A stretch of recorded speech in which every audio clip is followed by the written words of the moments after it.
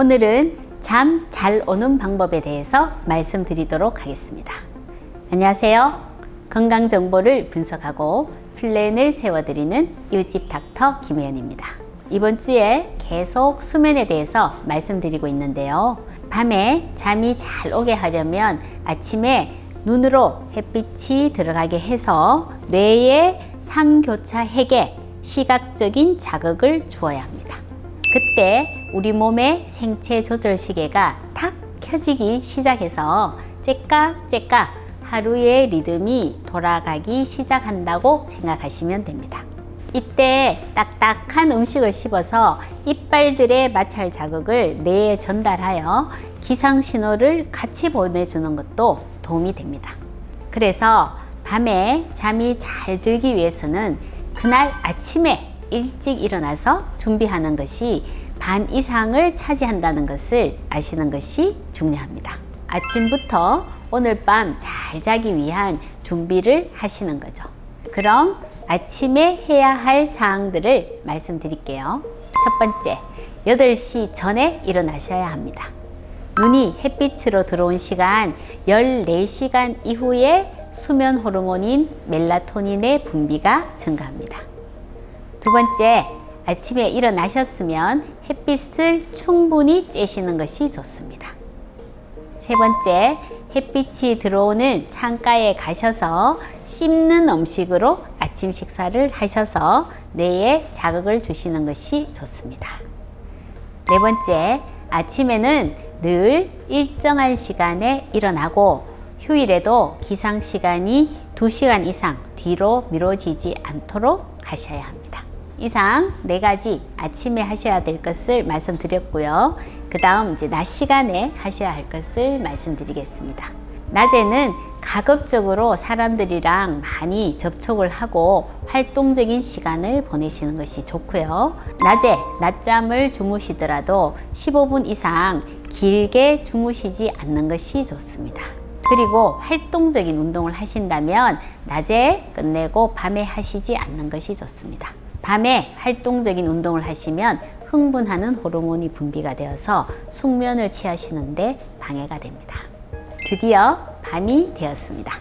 첫 번째, 저녁 식사 후에는 차나 커피 등 카페인의 섭취를 줄이셔야 합니다. 실제로 병원에 불면 때문에 상담을 오셨으면서도 저녁에 습관적으로 커피를 드시는 분들이 많이 있으시거든요. 그래서 카페인의 섭취를 줄이시고요. 두 번째, 취침 2시간 전에 식사를 끝내시는 것이 중요합니다. 음식을 먹고 위와 장에 음식이 가득 차 있으면 숙면을 취하는데 방해가 되니까 적어도 2시간 전에 식사를 끝내시는 것이 그날 밤 쉽고 깊게 잠이 드는데 중요한 역할을 합니다. 세 번째, 취침 2시간 전 이후에는 편의점이나 노래방 등 밝은 곳으로 외출을 하지 않는 것이 좋습니다. 네 번째, 미지근한 탕에 몸을 푹 담그시는 목욕을 하시는 것도 좋고요. 목욕을 하면 체온이 올라가잖아요. 체온이 올라갔다가 체온이 이렇게 떨어지는 순간에 잠이 오기 시작하거든요. 그때 잠에 드시면은 잠을 쉽게 드실 수가 있습니다.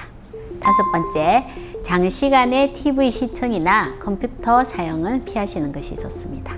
여섯 번째, 잘 때는 휴대전화를 머리맡에서 멀리 떨어진 곳에 두는 것이 좋습니다.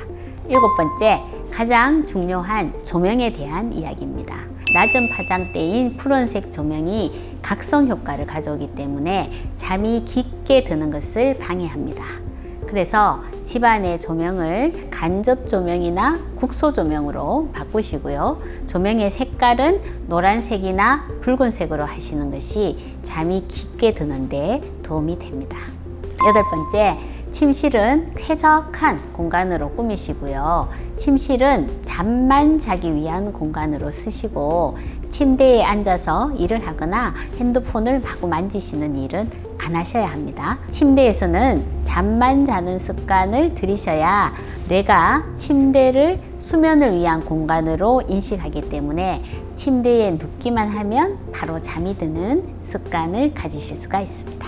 이상 잠을 잘 자기 위해서 아침부터 저녁까지 하루 동안 지켜야 할 사항들을 시간대별로 말씀드렸는데요.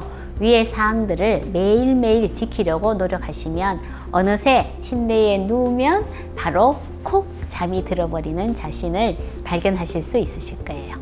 오늘부터 꼭 실천하시기 바랍니다. 이상 건강 정보를 분석하고 플랜을 세워드리는 이웃집 닥터 김혜연이었습니다. 감사합니다. 행복한 하루 되세요.